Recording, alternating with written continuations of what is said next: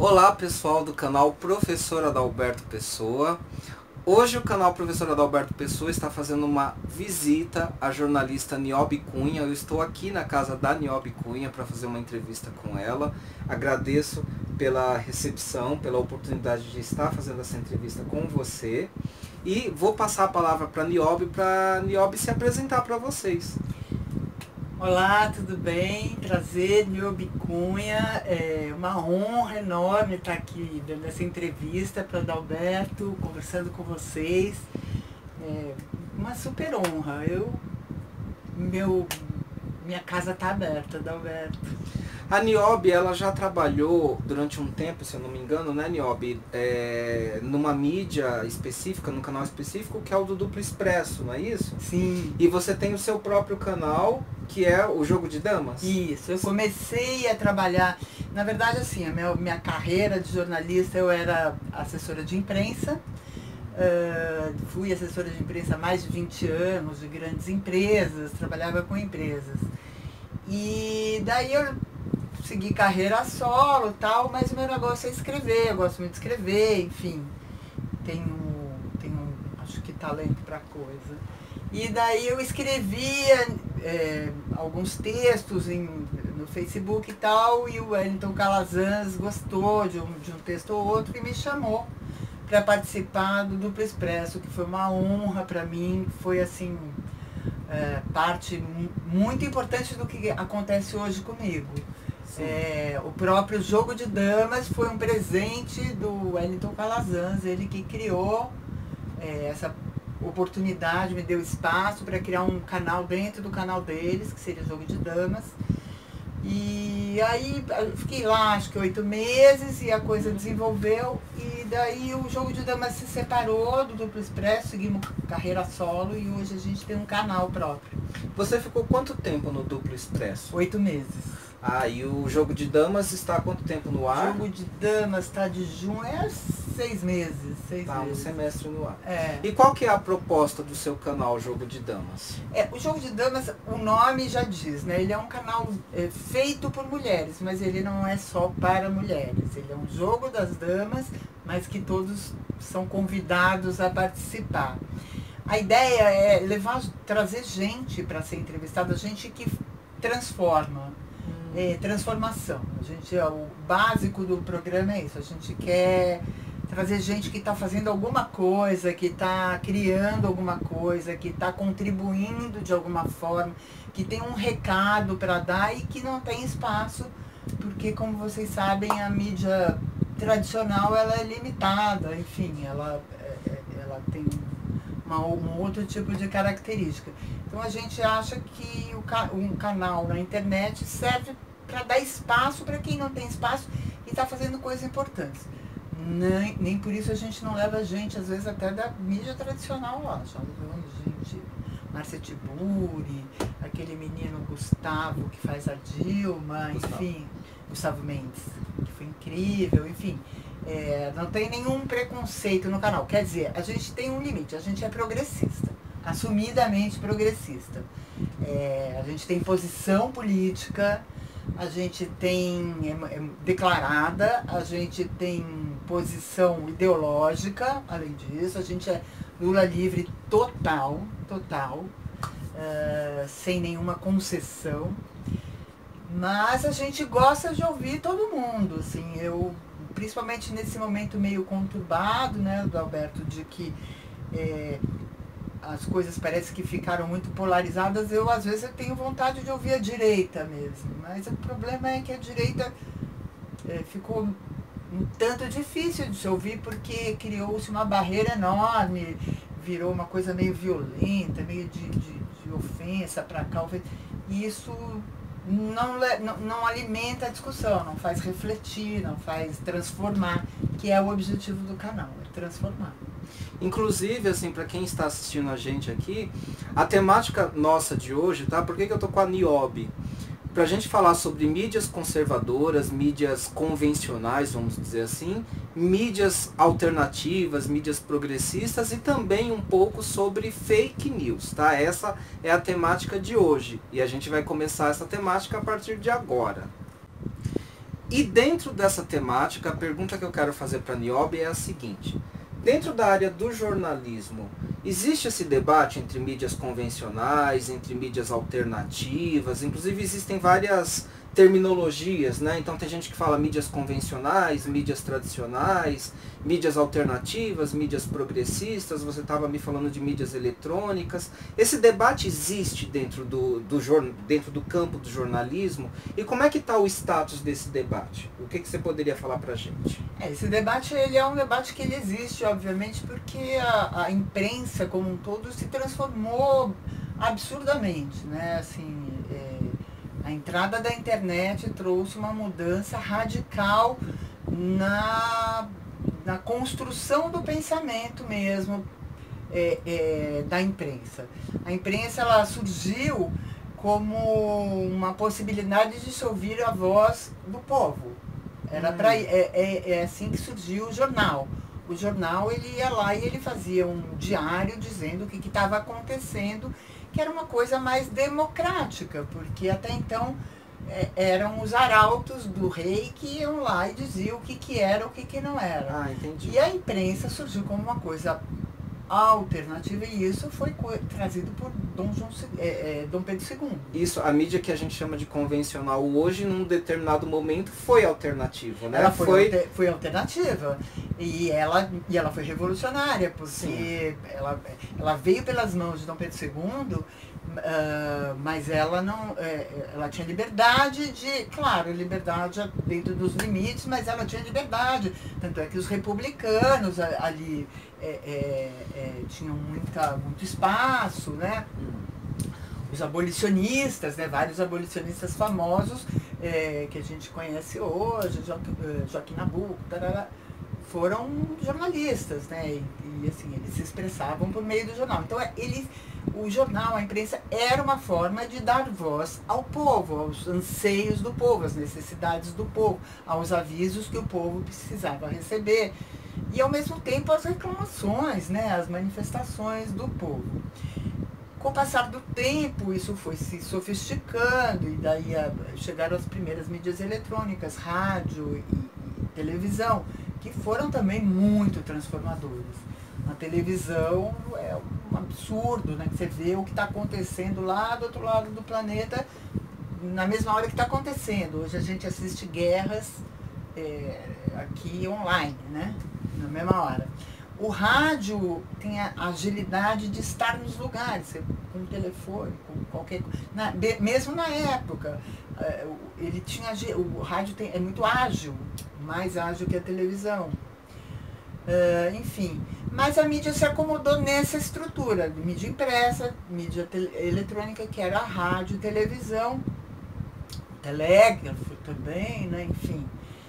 E a coisa era mais ou menos foi se configurando dentro dessa estrutura. O que essa estrutura precisa para sobreviver? Anúncio. Ela vive de anúncios, ela vive de patrocinadores para poder pagar a sua estrutura, para poder pagar o seu corpo de funcionários, enfim. E a chegada da mídia eletrônica e da imprensa, eu nem diria imprensa, a mídia eletrônica no sentido de internet revolucionou tudo isso. Porque aí mudou a forma de comercialização dos espaços. Além do que abriram espaços que nem são comercializados. O canal que eu trabalho, Jogo de Damas, JDD, inscrevam-se. O Jogo de Damas, por exemplo, não tem patrocínio, a gente não tem vaquinha, a gente não tem nada, a gente é voluntária.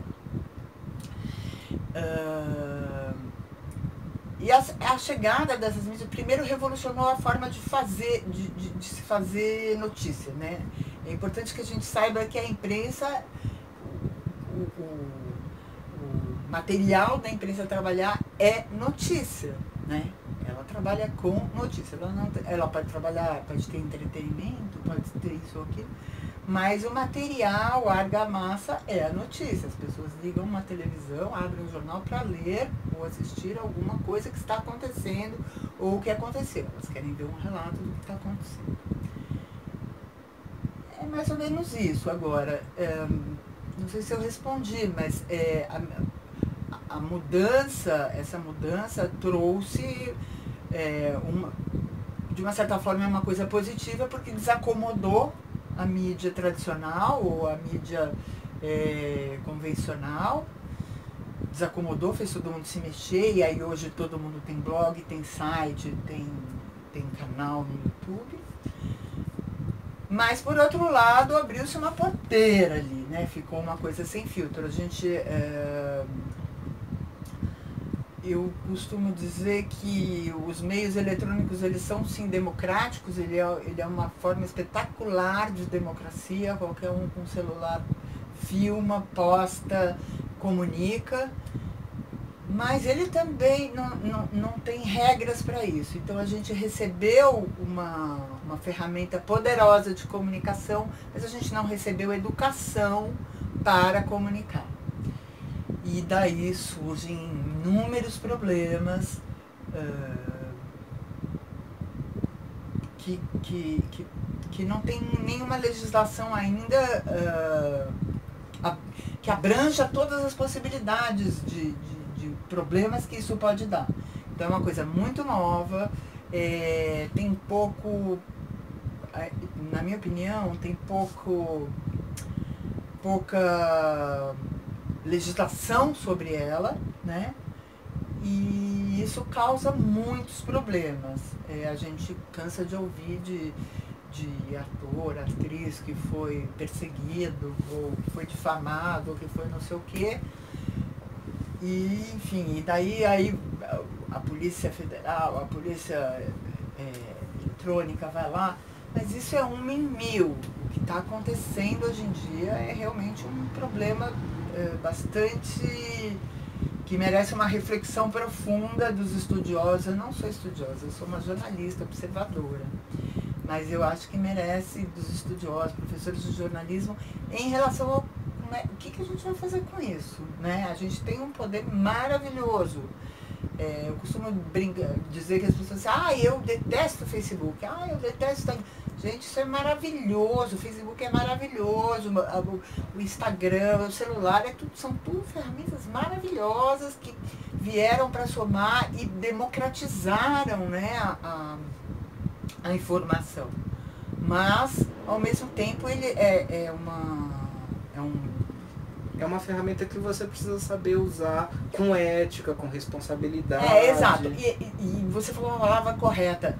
Quando o jornalismo foi criado, criou-se um código de ética muito rígido, Adalberto. Então, assim, os jornais que hoje as pessoas chamam de PIG, né? Tinha um código de ética, assim, as erratas eram problemáticas dentro das redações, né? Hoje em dia a coisa afrouxou, até por conta da internet. Por exemplo, primeiro dia de faculdade você aprende você tem que ouvir os dois lados. Hoje em dia ninguém tem tempo de ouvir os dois lados, porque as pessoas estão preocupadas em dar o furo. Elas querem dar o furo, vender. Então, se eu falar primeiro que, sei lá, o fulano foi preso, eu ganho prestígio, eu ganho, sei lá, ganho moral. E isso com o celular é muito fácil, né, gente? Você está na rua, as coisas estão acontecendo. Se você tiver um olhar apurado, se você estiver lá num evento, aconteceu alguma coisa, isso já está postado e já tem um monte de gente like, dislike, enfim. E isso vai para quem? Né? Para muita gente. Não vai só para os nossos amiguinhos. Vai para muita gente que hoje em dia a gente sabe que vendem dados e gente que vai aparecer te vendendo o viaduto do chá, né? Então, uma coisa interessante no que você está me falando, que você vai falando e eu vou pensando, eu vou refletindo aqui. A rádio e a televisão, quando surgiram, né, e até mesmo a mídia de jornal, a mídia impressa, né, você até voltou em Dom Pedro II, né, você falou.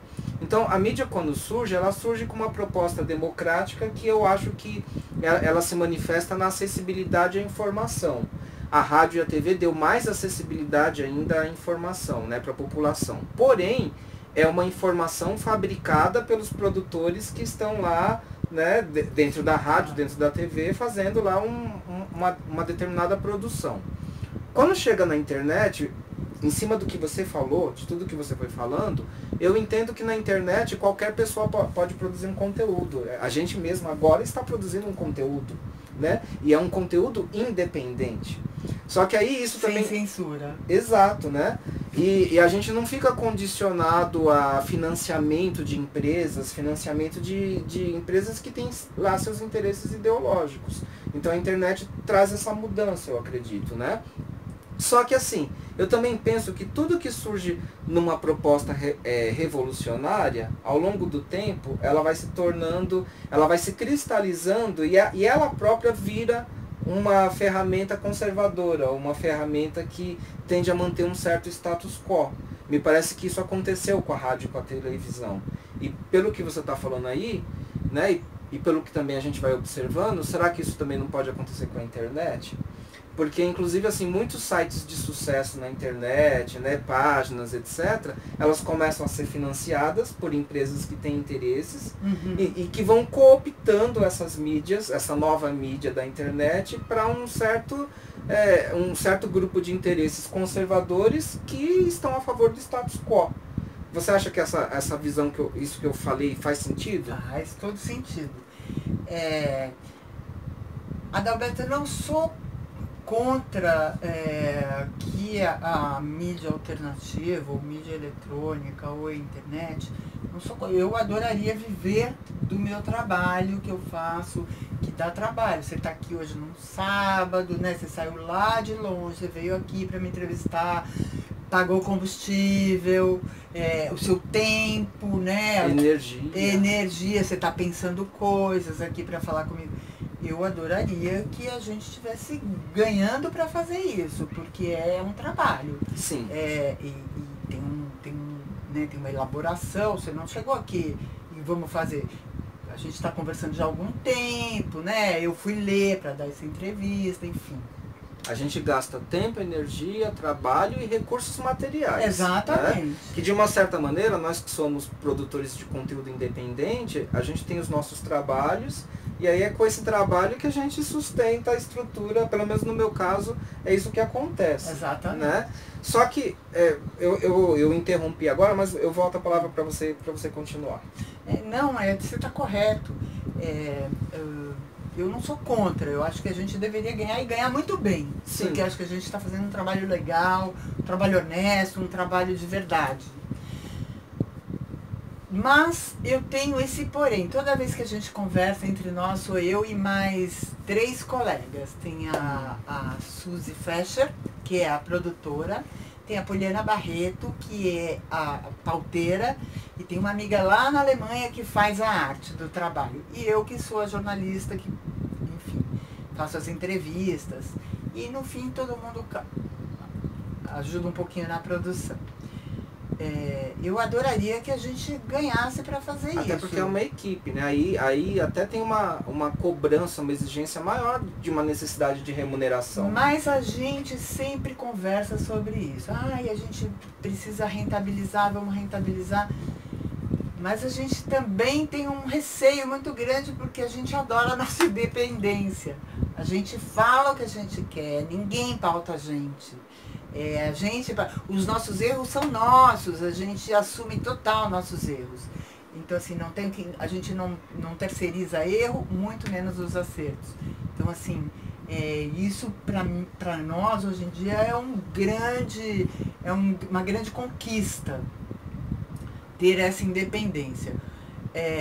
E eu estou falando isso porque a mídia tradicional, queira ou não queira, ela não é independente, ela depende de patrocínio. Exato. Então, vocês abrem um jornal, quando você vê, antigamente você via anúncio aqui, anúncio ali. Hoje em dia são páginas, cadernos inteiros de anúncio, página inteira, que custa uma fortuna, uma pequena fortuna. Se aquele cara sai, deixa de anunciar ali, quebra uma estrutura gigantesca de um prédio de jornal, com não sei quantos jornalistas, que até outro dia tinham direitos trabalhistas, né, antes desse golpe. Enfim, tem toda uma estrutura para isso. Tem luz, tem computadores, enfim. Não à toa as redações estão enxutas. Assim. Você vai numa redação que produz um jornal como Folha de São Paulo, Fora a tiragem que caiu, todo mundo sabe, tem bem menos pessoas e pessoas menos experientes, né? Isso, inclusive, gera um outro problema, né? Então, assim, eu não tenho nada contra, mas também não tenho nada muito a favor. Precisa se descobrir um modelo que se possa manter a mídia, né, essas mídias progressistas, principalmente independentes, né? Que também, eu não sei... E que mantenha a liberdade do profissional, né? Do ideário, né? Do ideário do profissional. Assim, o nosso canal ele tem um objetivo. Ele tem o objetivo de falar com as pessoas do segmento progressista e não só do segmento progressista. Tem pessoas que discordem e seria interessante haver o debate. O problema é esse, a gente não está conseguindo debater nada com ninguém. Então a gente acaba se fechando na nossa bolha, na nossa turma. E isso não acontece só com o jogo de damas, é com todos os canais, é com todas as páginas de Facebook. As pessoas estão falando com as bolhas, a gente não consegue furar a bolha. E travar o verdadeiro debate. O que seria uma manifestação democrática. A pessoa acredita em outra coisa, eu acredito numa coisa, a gente discute, a gente até se exalta e tal, mas impossível. Eu não vejo isso acontecer hoje, né? Eu acho que eu queria até assim pontuar para quem está assistindo a gente, tá? Assim, fazer um resuminho da problemática colocada. Porque o que acontece? As mídias tradicionais, as mídias convencionais, elas são patrocinadas por grandes empresas, principalmente se a gente pensar em mídias grandes, como uma Folha, Rede Globo, né? Enfim, e elas acabam sendo mídias que não são livres, como a Niobe falou. Eu vou até dizer assim, que são mídias condicionadas. As matérias, o conteúdo dessas mídias é condicionado pelo tipo de publicidade que também tem um interesse em patrocinar um certo tipo de conteúdo.